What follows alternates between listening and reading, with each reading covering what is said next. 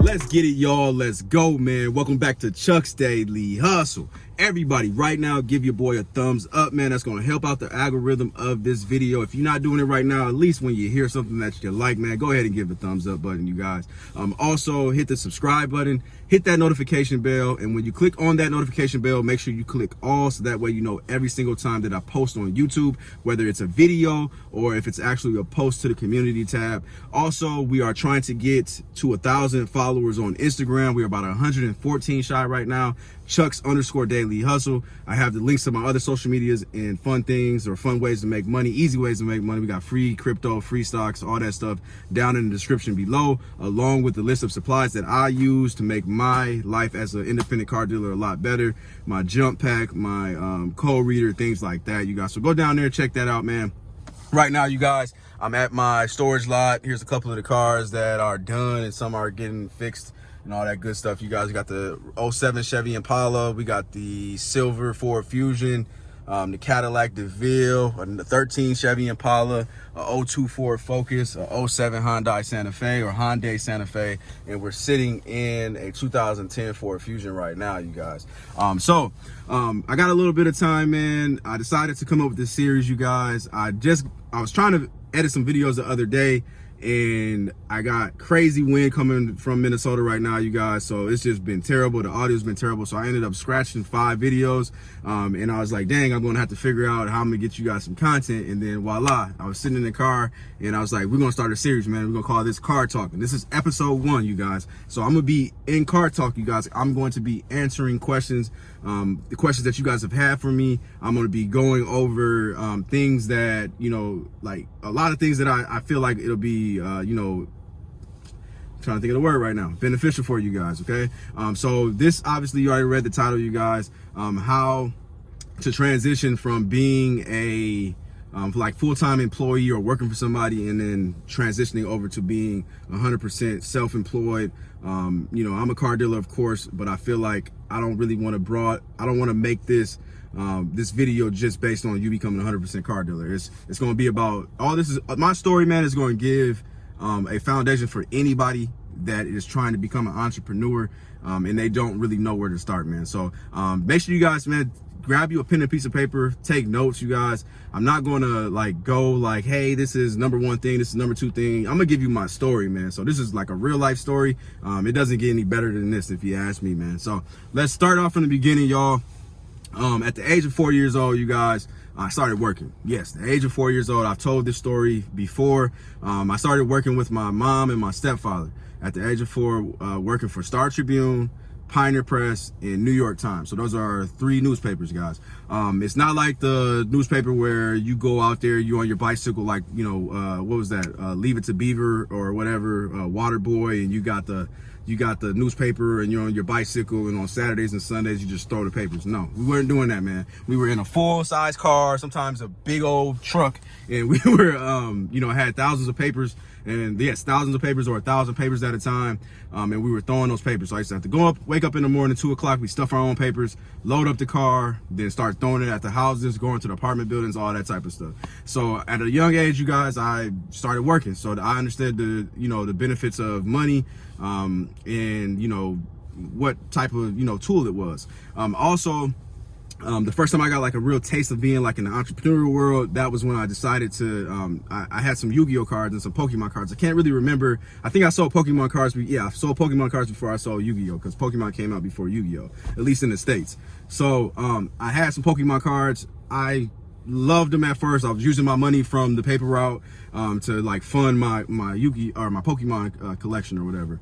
And so what I ended up doing was I ended up selling them after I like fell out of love with them. Like, oh, I'm getting too old for it. So I started selling them. So then I started seeing money come in. So I had bought these Pokemon cards for like an XX amount of money. I used to go to this place called Snyder's. They used to do all, or was it Schindler's? I think it was Schindler's, something like that. And they used to do all cards and things like that. Like you buy baseball cards, basketball cards, whatever. And so I used to buy them for like 25 cents. I go to school, I sell them for like $1. So I was making money, right? And so Anyways, I was doing that, and that was my first taste of that. So let's fast forward to actual real life right now, current events, right? So about 7-8 years ago, when I decided to open my first business, it was in Jonesboro, Georgia. Company name was Major Motors LLC, and obviously it was a used car dealership. All right. So I was working at the time for a collection company. So working for the collection company, in collections, you make money, your hourly, and then you get your bonus. Nobody in the collection world really is there for your hourly. I mean, I was making more than 20 plus an hour base. Eventually that's what I worked myself up to be. And then I ended up becoming really, really good at my job, man. And I was like top 3 collector in both of the companies I ever worked for. So I was pushing close to, 6 figures working in collections, which was pretty tough at that point. I say this because at that time, what I was doing when I was working, I'm giving you guys key points here. When I was working that full-time job, I was stacking my money. So I was saving my money. All right.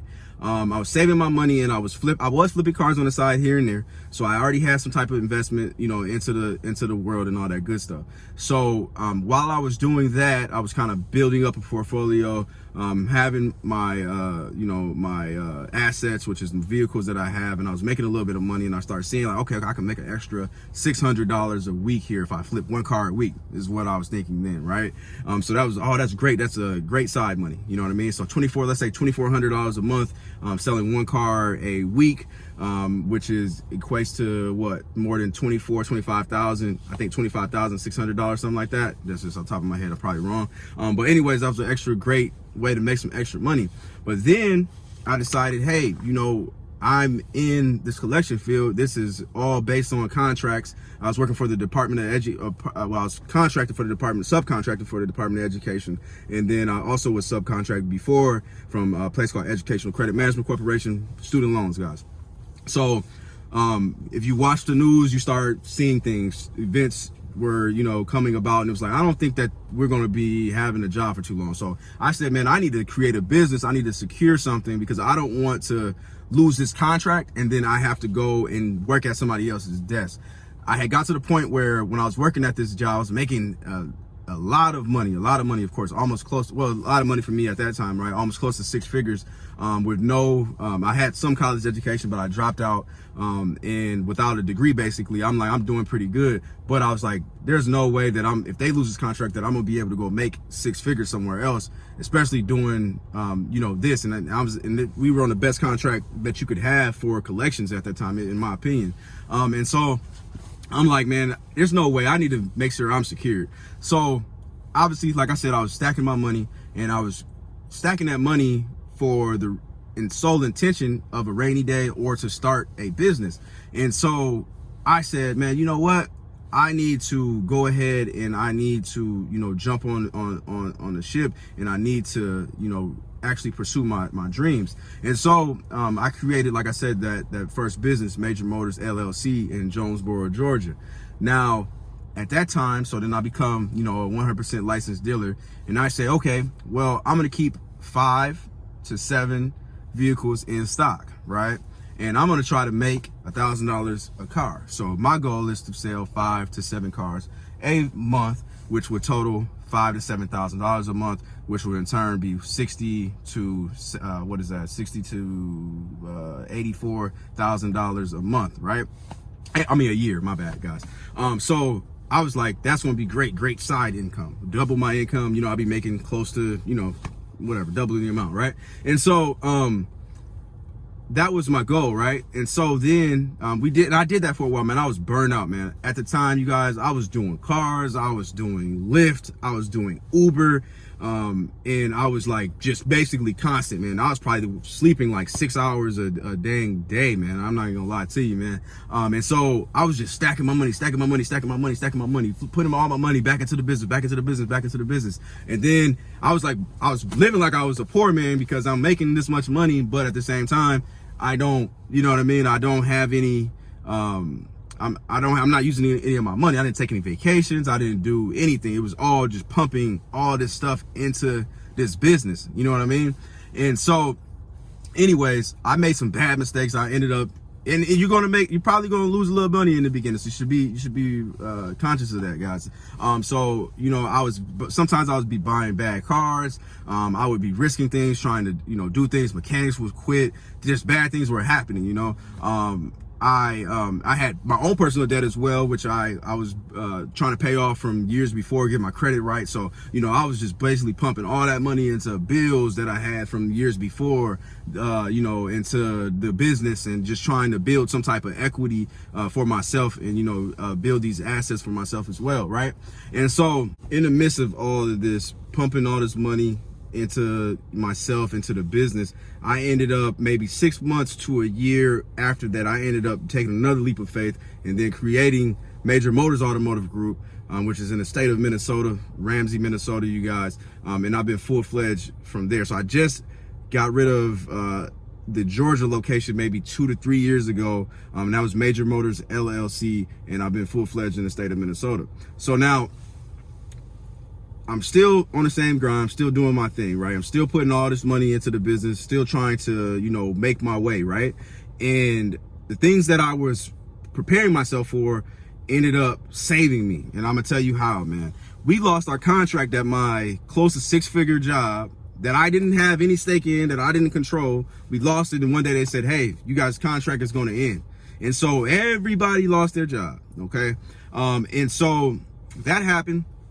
And I was down after me going all in, you guys. I mean, I was all in. I was making a lot of money, but we're talking about I was saving family. You know what I mean? Like, if they needed some money, I would give them money. I had, you know, the vehicles that I had under the business, so they were assets, but there wasn't any money. I had a family. I had a girlfriend at that time that was, we're not going to talk about that. I had a girlfriend at that time, and I was supporting her. There was a lot of things that I was going on that I never even really talk about, but I'm giving you guys real life stuff. I had a lot of stuff going on. I had a lot of bills. I had a lot of debt that I had to take care of. And so I ended up, you know, getting to the point where I'm out of debt, right? But all my money's gone. And so this all happened at the same time. And I go, dang, I think I was down to like $2,000, you guys. Like, no lie, man, $2,000 and maybe 7 to 10 cars. All cars, they were already ready though. They were ready for sale. So 7 to 10 cars, and I had about $2,000 cash. I still had my monthly bills. It was during like June, July, and we call those janky J's, man. There's 3 J's in the car world, man. January, June, and July. Those are like the most terrible months typically in your fiscal year for car sales, okay? And so we're talking about $2,000, lost my job, 7 cars, 5 to 7 cars, and, you know, bills that are, you know, double that per month maybe at that time. And so I took the risk, man, and I'm like, man, I'm going all in. I need more cars, right? And so I'm like, you know, I'll go out and I go buy 2 more cars. So now I got like 9 cars, whatever. So I buy the cars and I say, one of these cars are going to sell. One sells. I'm like, I'm going to buy another or 2. Go buy it. 2, 3 more sell. That month, I can't give you guys the exact numbers because I'm not sitting in front of my computer right now, but I had the best month in my entire career that month, you guys. The month that I lost everything, as far as like that job, is the month that I did the best in car sales, because I was 100% in. I was at the auctions every single morning, you guys. I mean, full-fledged, man. I'll be out there, man. I'll wake up at like 5:30 in the morning. I'm on the highway at 6 o'clock. I'm getting to the auction at 7. I'm the first one there. I got my list. I got my jump pack. I got my code reader. I'm talking about going through all these cars. I need the best cars that they have at the auction. I need good profit. I need to make profit on every single car, and I need these cars to be sold immediately, expeditiously, right? And so I ended up doing, like I said, really, really great. And it was Murder, She Wrote ever since then, you guys. So basically, you know, the moral of the story is this.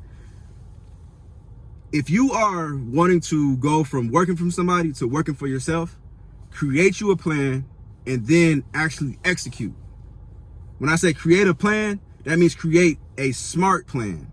Create a system that's going to work for you. Build your business connections. Make sure that you're walking in there not blind, but that you have enough information for you to be able to thrive in whatever market that you're getting ready to get into, man. And then also have faith in whoever you believe in, you guys. I believe in God, but then also have faith in yourself and understand that you're not going to fail. Like once you become a full, full-time employee for yourself, or, a self-employed person, the only person that's ever going to render you from making a certain type of money is yourself. Like there's nobody to, look at me, man, right now.